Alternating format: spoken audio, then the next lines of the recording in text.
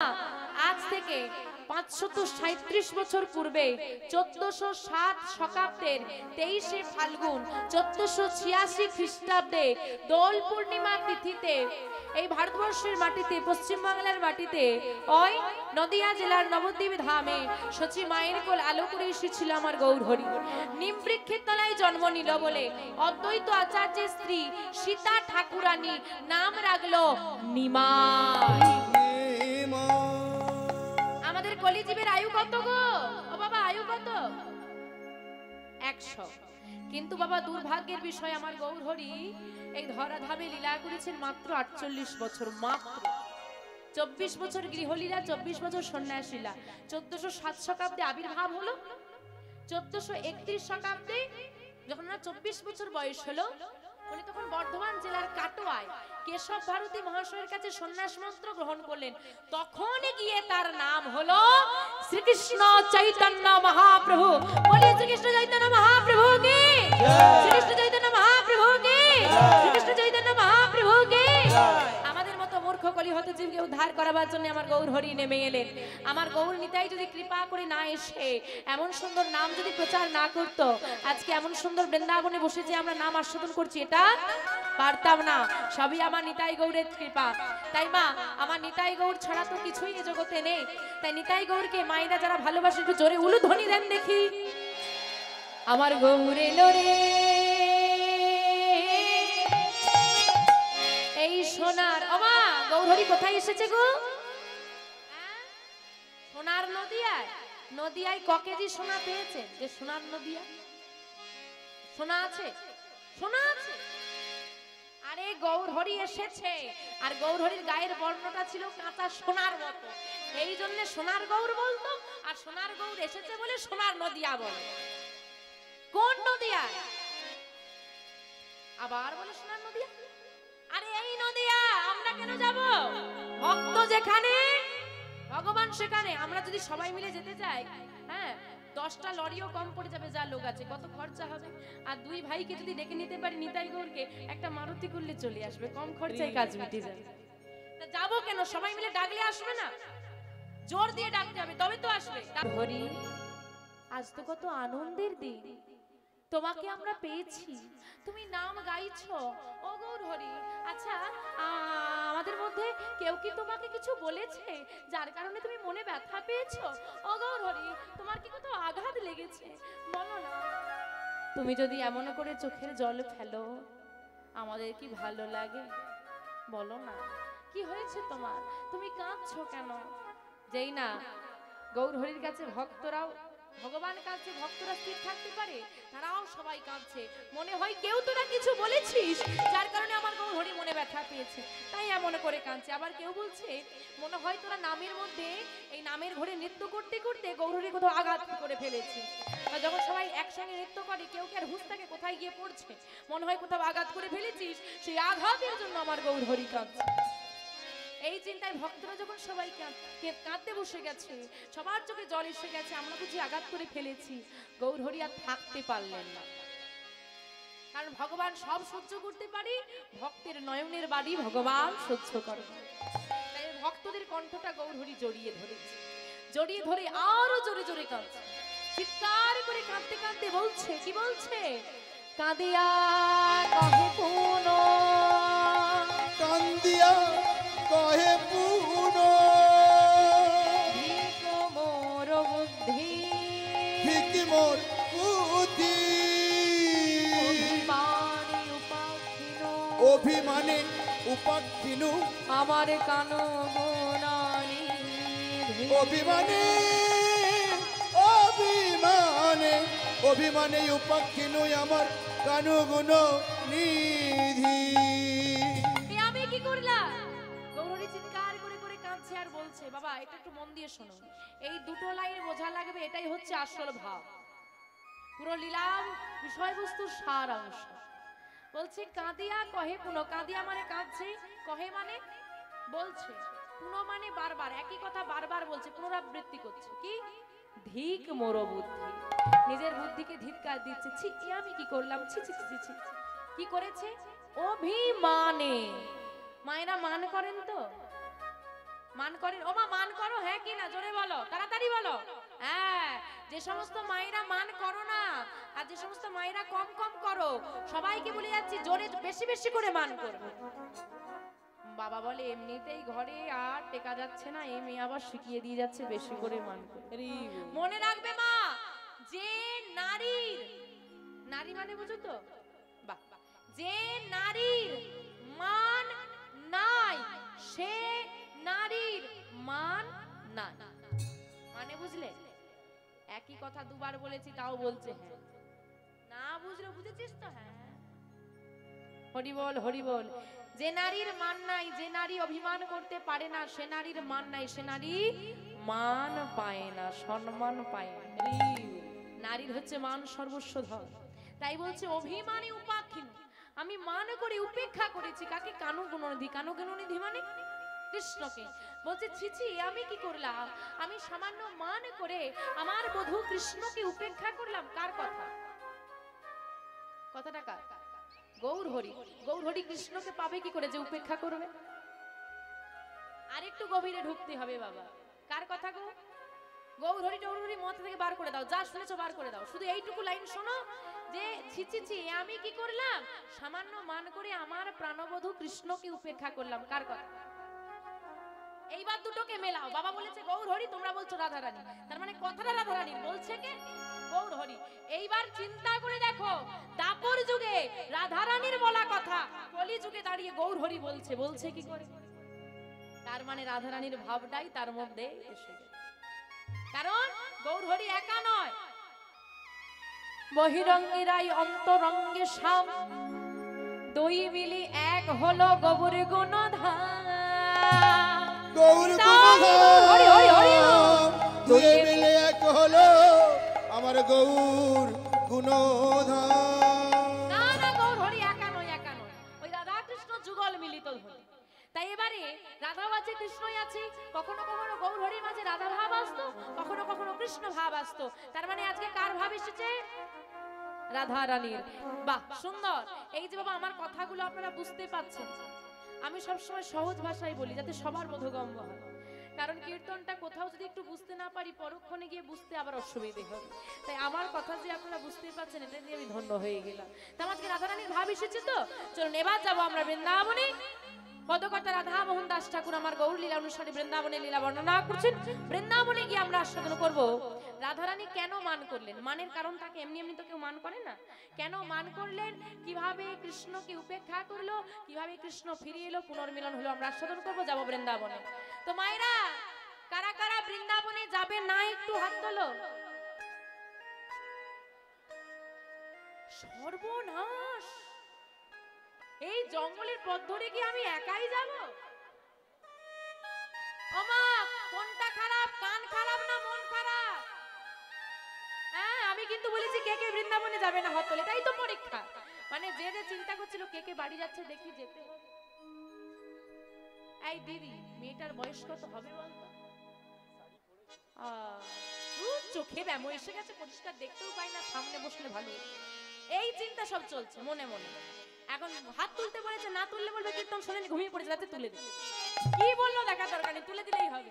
আমার কানটা ভালো রাখো, ভালো না সাজলেও চলবে, কানটা ভালো রাখতে হবে। লোককে দেখিয়ে কি হবে যদি গোবিন্দকে দেখাতে না পারলে? মা যতক্ষণ না তুমি হাত তুলবে ততক্ষণ গোবিন্দ কৃপা পাওয়া যাবে না। যতই কীর্তন শোনো, যতই হরি হরি বলো, দেখবে গোবিন্দের কাছে প্রণাম করতে এলেও আগে হাতটা তুলতে হয়, তারপর প্রণাম করতে হয়। কেন জানো মা? কৃপা হবে না। আচ্ছা হাত তোলার সঙ্গে কৃপার কি সম্পর্ক? হাত তুললেই কৃপা হবে, নাহলে হবে না? কে বলেছে এমনটা? প্রমাণ মহাভারত। মহাভারতে প্রমাণ আছে, বলবো না থাকবে? বলবো। আমা শিশুপালের মা, দেখো ছেলে কেমন মা ছাড়া কেউ জানে না। মা কিন্তু কোনায় কোনায় জানে আমার ছেলে কেমন। শিশুপালের মা এসে বলছে কৃষ্ণ বলো পিসিমা, আমি তোর কাছে তো কোনোদিনই কিছু চাইনি, আজকে চাইবো দিবি? বলো পিসিমা কি চাইবে? তুই আমাকে কথা দে আমার ছেলের শত অপরাধ তুই ক্ষমা করবি। কথা দিলা তোমার ছেলের শত অপরাধ ক্ষমা করব, কিন্তু 101টা হয়ে গেলে আর শিশুপাল যখন অপরাধ বাড়তে শুরু করলো, কৃষ্ণ বলল থেমে যাও শিশুপাল, থেমে যাও, আমি কিন্তু তোমাকে বধ করতে বাধ্য হব, থেমে যাও। থামার নাম নেই।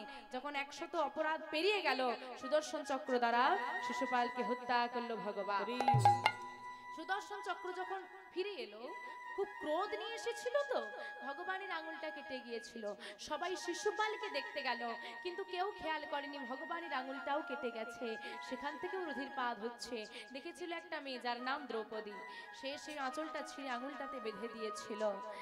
আর ভগবান মনে মনে বলেছিল, দ্রৌপদী তুমি তো আমাকে ঋণী করে দিলে, ঋণী হয়ে গেলাম না, বস্ত্রটা নিয়ে নিলাম, তা এই বস্ত্রের ঋণ আমি তোমাকে শোধ করে দেব। মনে মনে কথা দিল। এদিকে যখন দ্রৌপদীর বস্ত্র হরণ হচ্ছে, দ্রৌপদী এক হাতে বস্ত্রটাকে ধরে রেখেছে। তার আগে কিন্তু তার 5টা স্বামী ছিল। কটা স্বামী? 5টা স্বামী। 5টা স্বামীর কাছে গিয়ে করজোরে বলছে, স্বামী রক্ষা করো, কেউ কিন্তু করলো না। পিতামহ ভীষ্ম মাথা নত করে বসে আছে, কেউ দ্রৌপদীকে সাহায্য করেনি। দ্রৌপদী তখন বুঝে গেল, এ জগতের আমাকে সাহায্য করার মতো কারোর ক্ষমতা নেই। দ্রৌপদী আমাদের সবার মধ্যে আছে, তাই দ্রৌপদীর ভাবনাটা মাথায় ঢুকিয়ে নাও, এই জগতে কারোর আমাদেরকে সাহায্য করার ক্ষমতা নেই। যদি কেউ তোমাকে সাহায্য করতে পারে, সে হলো একমাত্র অনাদির আদি গোবিন্দ। তা তুমি বিপদে পড়েছো, কোনোদিন গোবিন্দ তোমাকে সাহায্য করেছে? এসে হাত ধরে তুলেছে? তোলেনি। তাহলে বলছে কেন? আচ্ছা, কোনোদিন রাস্তায় বিপদে পড়েছো, হঠাৎ একটা অচেনা ব্যক্তি এসে তোমাকে সাহায্য করলো, এরকম ঘটনা ঘটেছে? ওই ব্যক্তিকে যে পাঠিয়েছিল সেই হলো অনাদির আদি গোবিন্দ। তখন দ্রৌপদী এদিকে আঁচলে টান পড়েছে, আর আঁচলটা ধরে রেখে এক হাত তুলে বলছে, হে গোবিন্দ, এবার তুমি কৃপা করো। মা কৃপা করেছিল না। এই যে ধরে রেখেছে, লজ্জা ঘৃণা ভয় দিন থাকতে নয়, এরও আবার অর্থ আছে। বলছে লজ্জা ঘৃণা ভয় দিন থাকতে নয়, তা বলেই বাস্তব জগতে নয়, পারমার্থিক জগতে। বলছে লজ্জা করো না, বলে না নাম করতে সে লজ্জা করো না, মানে গোবিন্দের কাছে কোনোদিন লজ্জা করতে নেই। যেমন তুলসীর মালা পড়তে অনেকে লজ্জা করে, কেন করব? গোবিন্দের তো চরণে দাস আমরা, সেবা করতে লজ্জা করে। এখন ভগবান বলেছেন যে গোবিন্দের চরণে আসতে লজ্জা করো না। এখন ব্যাপারটা পুরো উল্টে গেছে। এখন গোবিন্দের চরণে যেতে সবাই লজ্জা করে, কিন্তু জগৎকে আর কেউ লজ্জা করে না। প্রমাণ দেব? তুলসীর মালা পড়তে লজ্জা করে তো, কিন্তু ছেঁড়াছুড়ি জামা কাপড় পরতে লজ্জা করে না, একটু সেবা করতে লজ্জা করে, হ্যাঁ, কিন্তু এমন একটা পোশাক পরবো অঙ্গ প্রত্যঙ্গ দেখা যাচ্ছে তাতে কোনো লজ্জা নেই। এটা উল্টো হবে, জগৎকে লজ্জা করো, গোবিন্দকে লজ্জা করো না। তাই দ্রৌপদী ধরে রেখেছে, টান দিচ্ছে, আর দ্রৌপদী ধরে রাখতে পারছে না। আর এদিকে গোবিন্দ বসে বসে কাঁদছে, ভগবান বসে বসে কাঁদছে দ্বারকায়। রুক্মিণী সত্যমা বলছে, তুমি কাঁদছো কেন স্বামী, তুমি কাঁদছো কেন? আমার এক ভক্ত বিপদে পড়েছে, যাও গিয়ে উদ্ধার করো। বসে বসে কাঁদলে কি হবে নাকি? বলে উদ্ধার করব কি করে? সে তো আমাকে ডাকার মতো ডাকে, আমাকে যদি একবার ডাকার মতো ডাকে আমি এক্ষুনি ছুটে চলে যাব, কিন্তু সে তো আমাকে ডাকছে না। ওই যে এক হাত তুলে রেখেছে, হ্যাঁ, আত্মসমর্পণ করতে পারছে না। যখন জোর করে টেনে দিয়েছে আর ধরে রাখতে পারছে না, যেই না দুটি বাহু তুলে দিল, সঙ্গে সঙ্গে গোবিন্দ শত সহস্র বস্ত্র দিয়ে দ্রৌপদীর লজ্জা নিবারণ করলো। নিতাই গৌর হরি বল, হরি বল। তাই গোবিন্দের কৃপা পেতে হলে দুটো বাহু তোলা লাগবে। তো যারা যারা এখানে কৃপা পেতে চান তাদের হাতগুলো উঠবে। কৃষ্ণ বলে বাহু তোলে চলো রে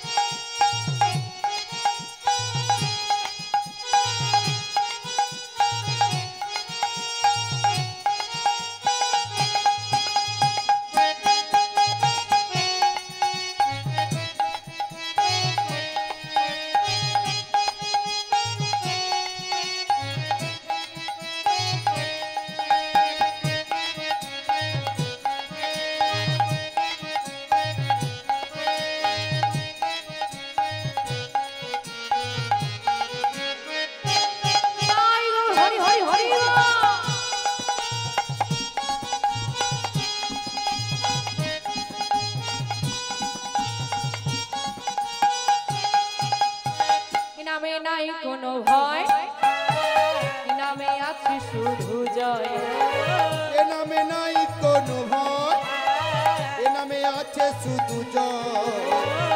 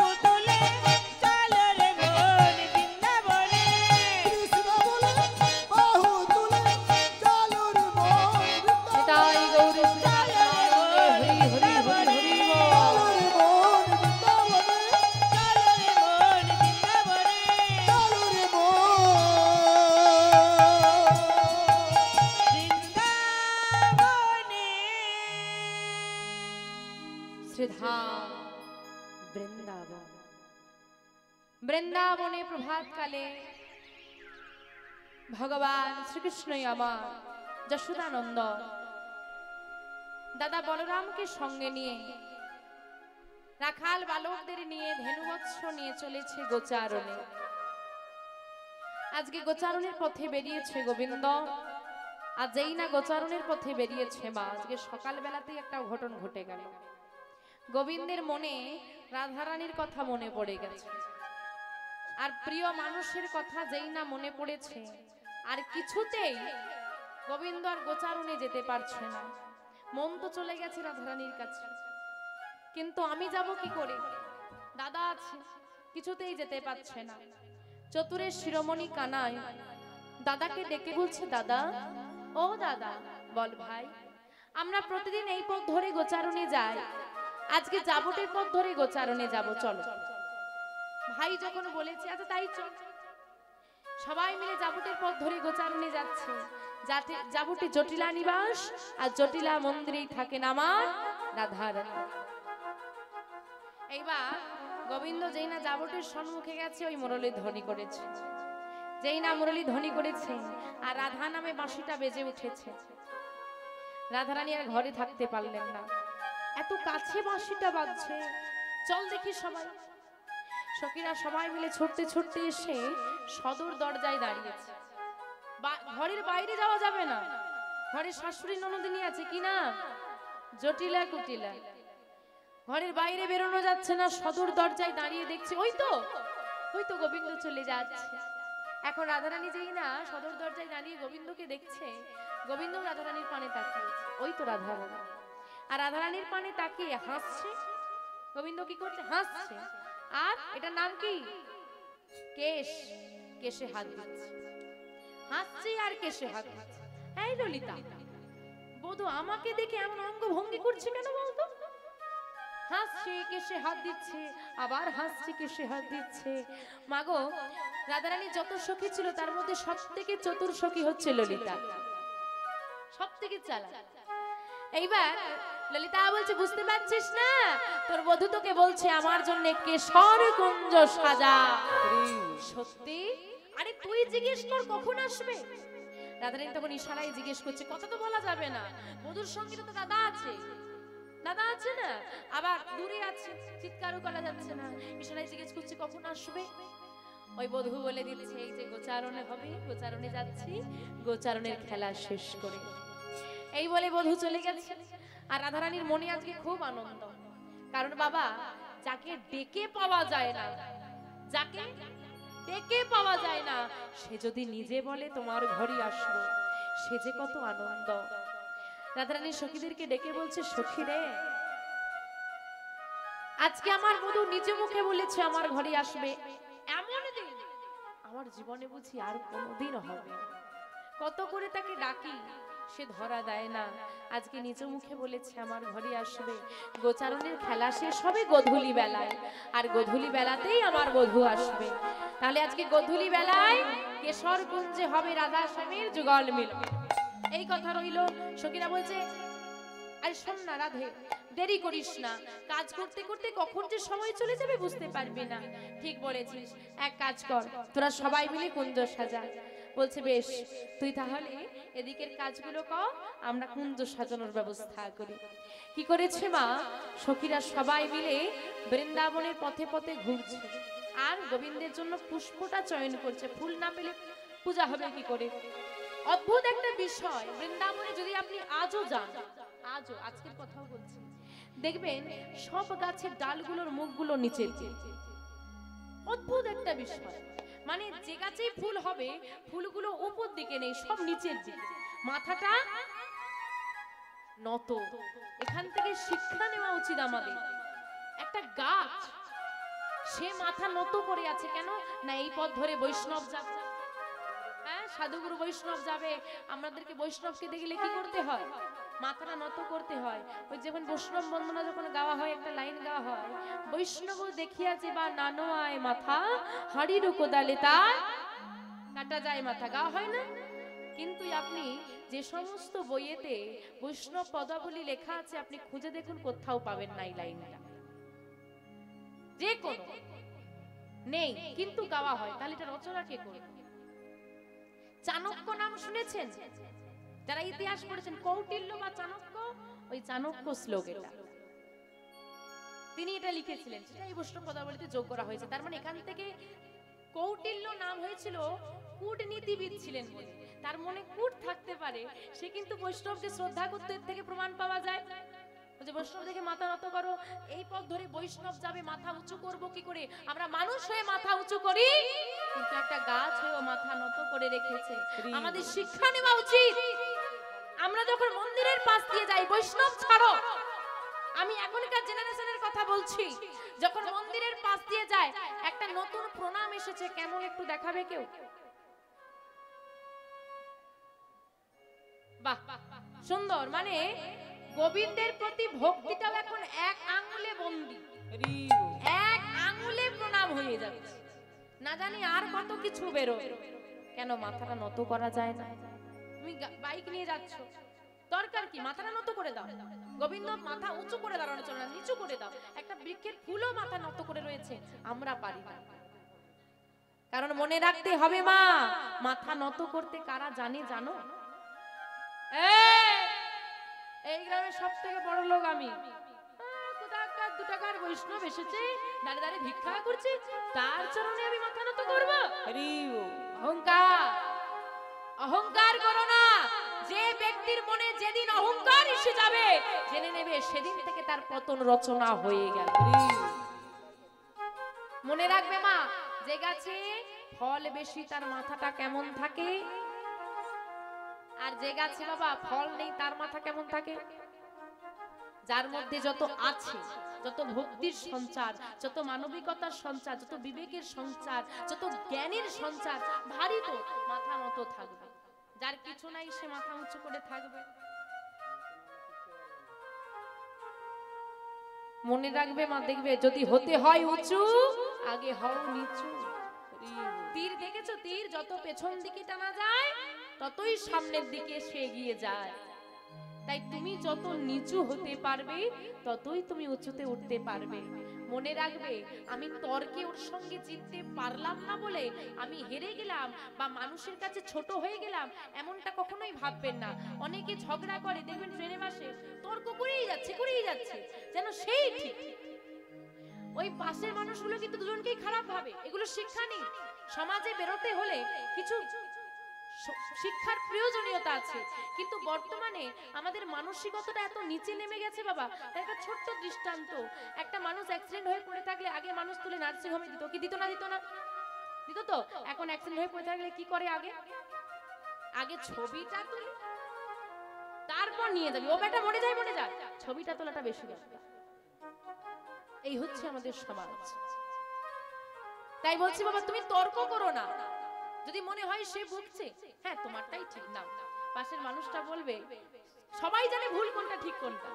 পাশের মানুষটা বলবে দুজনের শিক্ষার তফাৎ আছে, ওর মধ্যে হয়তো শিক্ষা বেশি আছে, যে জিতে গেল তার মধ্যে হয়তো পুঁথিগত বিদ্যা বেশি আছে, কিন্তু যে চুপ করে গেল, ঝগড়াটা লাগালো না, তার মধ্যে মানবিকতাটা বেশি আছে। কারণ এখনকার সমাজে শিক্ষিতের অভাব নেই, শিক্ষিতের অভাব আছে। এখানে যারা বসে আছি 100% এর মধ্যে 95% মানুষ শিক্ষিত, কি তাই তো? কিন্তু মান হুঁশের ভিড়ে মানুষ কজন আছে খুঁজে পাওয়া মুশকিল। তাই বাবা, মানুষ হওয়া লাগবে, পুঁথিগত বিদ্যায় ভরে নিয়ে মান হুঁশ দরকার নেই। আজকে আমাদের সমাজে মান হুঁশের ভিড়ে মানুষের বড় অভাব পড়ে গেছে বাবা। রাধে রাধে। তাই মা, সেই সমস্ত যারা ফুলগুলো মাথা নত করিয়াছে, সেই ফুলগুলোই আজকে সখীগণ চয়ন করছে। এবার জানা লাগবে কিভাবে চয়ন করছে। কিভাবে? ডালে ধরে ফুল। কোথায় ধরেছে? ডালে। আগে ডালে ধরতে হবে।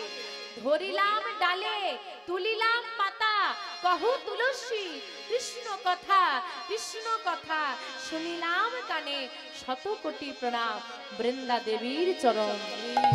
আগে ডালে ধরা লাগবে, তারপর তোলা লাগবে। অনেকে তুলসী পাতা তোলেন, একেবারে ছিঁড়ে নিয়ে চলে। ডালে আগে ধরো। ফুল তোলার ক্ষেত্রেও ডালটা আগে ধরো, তারপরে চয়ন করো। দেখো ওই প্রস্ফুটিত মানে যেটা ফুটে আছে ওই ফুলটা তুলতে গিয়ে কুড়িটা না ঝরে পড়ে যায়, কেন? ওই কুড়িটাও যদি প্রস্ফুটিত হয় সেও গোবিন্দ চরণ লাভ করবে, আর কুড়িতেই যদি ঝরে যায় সেও কিন্তু গোবিন্দ চরণে বঞ্চিত হবে, আর গোবিন্দ চরণে যদি ওই কুড়িটা বঞ্চিত হয় তার জন্য দায়ী।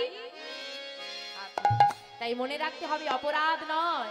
তাই বলছে ডালে ধরে ফুল তুলিতে লাগিল, ডালে ধরে ফুল তুলিতে লাগিল, ডালে ধরে ধরে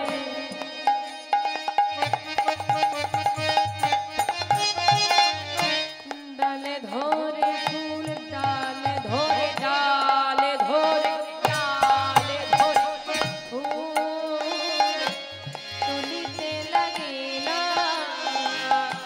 ডালে ধরে ফুল তুলিতে লাগিল, ললিতা বিশাখা সখিতা মরিরে, ললিতা বিশাখা সঙ্গীতারা মরি রে, ললিতা বিশাখা সখিতারা মরিরে, সাজাবে কুঞ্জ সাজাবে বলে, সাজাবে কুঞ্জ সাজাবে বলে, মনের মতো পুষ্প কুঞ্জ সাজাবে বলে, মনের মতো পুষ্প তুলে সাজাবে বলে, মনের মতো করে পুষ্প চয়ন করে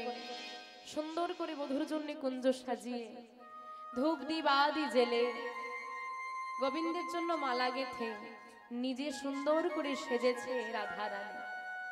আজকে সুন্দর করে সাজতে হবে বধূ আসবে, সুন্দর করে সেজে আশা পথে নয়ন দিয়ে বসে আছে গোবিন্দ কখন আসবে। এদিকে গোচারণের খেলা শেষ করে সবাই যখন বাড়ি ফিরে যাচ্ছে, কার কটা গাভী এলো, হ্যাঁ কিভাবে ফিরে যাবে, সবাই তো সারাদিন খেলা করার পর ক্লান্ত হয়ে গেছে, কেউ আর লক্ষ্য করছে না আমি যার সঙ্গে এসেছিলাম তারা আছে কিনা। নিজের গরুটা আগে গুছিয়ে নিতে হবে, নাহলে ঘরে মার আছে, গরু যদি হারিয়ে যায়। সবাই মিলে যখন ফিরে যাচ্ছে, সবার অগোচরে গোবিন্দ নিজের রাস্তাটা বদল করে নিয়ে রাধারানীর কুঞ্জের দিকে চলে যাচ্ছে। রাধারানীর কুঞ্জে যেতে হলে পথে আরেকটা রমণীর কুঞ্জ পড়ে, যার নাম কি না? চন্দ্রাবলী। চন্দ্রাবলীর কুঞ্জের আগে মাধব দাঁড়িয়ে আছে আর যেতে পারছে না, কেন? চন্দ্রাবলী ও গোবিন্দকে বড় ভালোবাসে। তাই চন্দ্রাবলীর কুঞ্জের পাশ দিয়ে যদি আমি যাই, ঘুণাক্ষরেও যদি জানতে পারি চন্দ্রাবলী আমি তার ঘরের পাশ দিয়ে যাচ্ছি, সে কিন্তু আমাকে ছেড়ে দেবে না, নিজ কুঞ্জে নিয়ে যাবে। কি করব কি করব কি করব চিন্তা করতে করতেই বাবা গধূলি বেলা কেটে সন্ধ্যা নেমে এসেছে। আর অন্ধকারের রং কি? অন্ধকারের রং কালো, গোবিন্দের গায়ের রং কালো। বলছে কালো কালো মিশে যাবে আর দেখতে পাবে না, এইবার যাওয়া যাবে না। চরণের নপুরটা খুলে ফেলেছে, খুলে আঁচলে বেঁধে নিয়েছে, নাহলে শব্দ হবে। এইবার এইরকম করে আঁচলটা বেঁধে নিয়ে এখন ভয় হচ্ছে তো, যদি চন্দ্রাবলী বেরিয়ে পড়ে, ওই নপুরটাকে চেপে ধরেছে যাতে শব্দ না হয়। এইবার ধীরে ধীরে যাচ্ছে। আর বাবা আমি যদি উল্টো দিকে তাকিয়ে যাই, সামনে যদি কেউ দাঁড়িয়ে থাকে দেখতে পাবো? দেখতে পাবো না। এতটুকু বুদ্ধি নেই ছেলেটা, আর সামনেই একজন দাঁড়িয়ে আছে। এসো, হ্যাঁ এত কালো, বলে যদি কোনো মানুষ আসতো তো দেখতে পেতাম, যখন পোশাক ছাড়া কিছুই দেখা যাচ্ছে না, এত কালো, তার মানে কৃষ্ণ ছাড়া কেউ না। দাঁড়িয়ে আছে, কে দাঁড়িয়ে আছে? ওই চন্দ্রাবলীরই একমাত্র সখী পদ্মা। আর গোবিন্দ ধীরে ধীরে আস্তে আস্তে ওই পদ্মাকে ধাক্কা দিয়েছে। কে কে কে কে কে? ওমা পদ্মা যে, তুমি এখানে কি করছো? বলে ও গোবিন্দ, আমার সখীর কুঞ্জের সামনে আমি থাকবো নাকি তুমি থাকবে? তা তুমি চুপি চুপি কোথায় যাচ্ছ শুনি? বলে ও পদ্মা চিৎকার করো না, হ্যাঁ পথটা ছেড়ে দাও, চন্দ্রাবলীকে ডেকো না, হ্যাঁ পথটা শুধু ছেড়ে দাও, আমি খুব তাড়াই আছি, একটু চলে যাই। বলছে গোবিন্দ, যাকে পেয়ে পাওয়া যায় না, ধরে ধরা যায় না, তাকে যদি কাছে পেয়েও ছেড়ে দিই, আমাদের মতো হতভাগিনী আর কে হবে বলো? মা ছেড়ে দিলে সোনার গোড়ায় আর পাওয়া যাবে না। তাই কি করেছে জানো মা, ওই গোবিন্দের পদ রুদ্ধ করে চিৎকার করে ডাক দিচ্ছে, চন্দ্রা চন্দ্রা বেরিয়ে আয়, দেখে যা আমি কাকে ধরে রেখেছি, দেখে যা। চন্দ্রা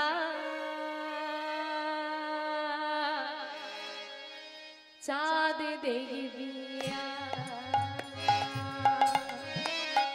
চন্দ্রা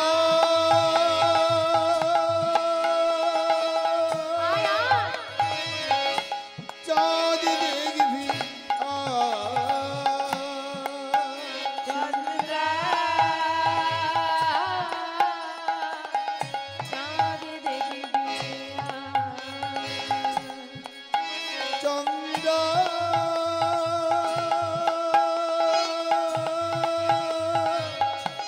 চাঁদ দেখবি কেমন চাঁদ ঘিরেছি, চাঁদ ঘিরেছি, চাঁদ ঘিরেছি চাঁদ ঘিরেছি চাঁদ ঘিরেছি, চাঁদ ঘিরেছি, কেমন চাঁদ ঘিরেছি চাঁদ ঘিরেছি চাঁদ দেখবি আয়, চন্দ্রা চাঁদ দেখবি আয়।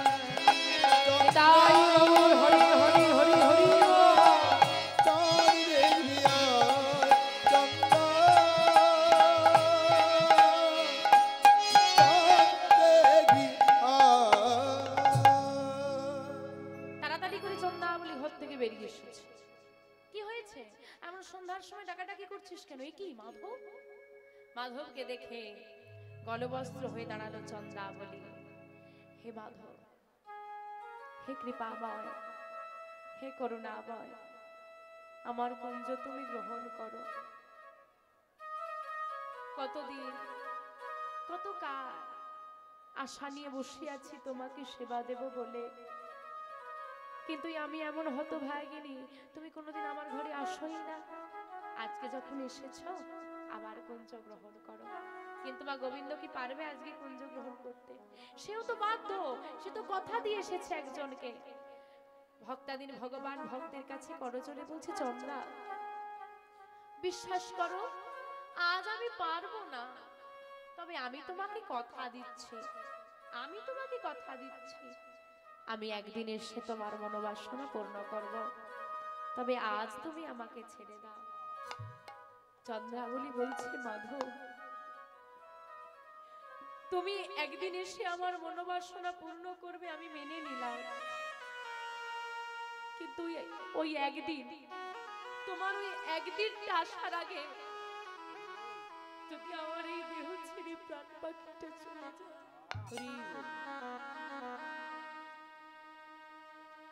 মায়ার পৃথিবীতে সুন্দর মানব দেহ নিয়ে এলাম তোমার সেবা করব বলে, সংসারে এসে সবাইকে ভালোবেসে ভুলে গেলাম আমার পরম আপনজন একজন রয়ে গেছে, যে আমাকে হাতে ধরে এনেছে, আমার শেষ দিনে হাতে ধরে নিয়ে যাবে, তাকে আমি একটু ডাকি না। ও গোবিন্দ, তোমার দেওয়া দেহ তুমি কবে নিয়ে নেবে বলা যেতে পারে? এমন করো না, এমন করো না গোবিন্দ, তবে আমার কুঞ্জ গ্রহণ করো। চন্দ্রা, আজ আমি তোমার কুঞ্জে যেতে পারবো না, তবে কথা দিলাম, আজ তুমি আমাকে ছেড়ে দেবে, আমি একদিন তোমার কুঞ্জ গ্রহণ করব, কিন্তু আজ যে তুমি আমাকে ছেড়ে দেবে, এর বিনিময়ে তুমি যা চাইবে তাই দেব, বলো কি চাই? দেখো মা, কথা দিচ্ছে আসবো, আবার বলছে আজকে যে ছেড়ে দেবে, এর জন্য যা চাইবে তাই দেব। চন্দ্রাবলী বলছে, কি চাইবো? আমরা হলে টাকা গাড়ি বাড়ি কত কিছু চাইবো, হ্যাঁ চাওয়ার শেষ নেই, যার কোটি আছে সেও চায়, যার শ আছে সেও চায়, যার হাজার আছে সেও চায়। মানুষের তো চাওয়ার শেষ নেই। ভক্ত বলছে কি চাইবে বল? যার কাছে না চাইতেই পাওয়া যায় তার কাছে কি চাওয়া লাগবে? কারণ সে অন্তর্যামিনী। তোমার কি লাগবে না লাগবে তার থেকে ভালো কেউ জানে না গো, কেউ জানে না। কিন্তু আমরা তো ভক্ত হতেই পারিনি, আমাদের মনে তো সেই বিশ্বাসই নেই। ভক্ত হয়েছিল কে? সুধামা। সুধামার নাম শুনেছেন তো বাবা? সুধামার ঘরে এত অভাব ছিল, হয়তো এখানে যারা বসে আছে সবার বাড়িতেই কম বেশি অভাব আছে। টাকা পয়সার অভাবটা অভাব নয়, কারো বাড়িটা একটু ভালো হলে ভালো হতো, কারো গাড়িটা থাকলে ভালো হতো, এই রকম। কিন্তু খাওয়ার অভাব যে কি বড় অভাব। দুবেলা দুমুঠো যারা পেট পূরণ খেতে পায় না, এর মতো চরম অভাব আর কিছুতে হয়। সুদামার স্ত্রীর নাম ছিল বসুন্ধরা। বসুন্ধরার কাছে সুদামার ছেলে মেয়েগুলো, ছোট ছোট ছেলে মেয়েগুলো এসে বলছে, মা ও মা, দাও না কিছু খেতে, ভালো লাগছে না আর, বড় ক্ষুধা লাগছে। আচ্ছা মা, আপনারা তো মা হয়েছে, কোন মায়ের কাছে যদি ছেলে বলে মা খেতে দাও, খিদে পেয়েছে, আর মা যদি খেতে দিতে না পারে, মায়ের বুকের ভেতরটা কেমন হয়? যে ছেলেটা, আমি এমন মা হয়েছি, সন্তান খেতে চাইছি, আমি দিতে পারছি না। স্বামী, তুমি আমাকে কি সংসারে এনেছো? আমি চাই না আমার পেট পূরণ খাবার, ছেলে মেয়েগুলোকে অন্তত মুখে দুবেলা দুটো অন্ন তো তুলে দিতে পারে। কি করব বলো বসুন্ধরা, আমি কি করব? স্বামী, ও স্বামী, তোমার বন্ধু কৃষ্ণ দ্বারকার রাজা না? বন্ধু তো বন্ধুর বিপদে পাশে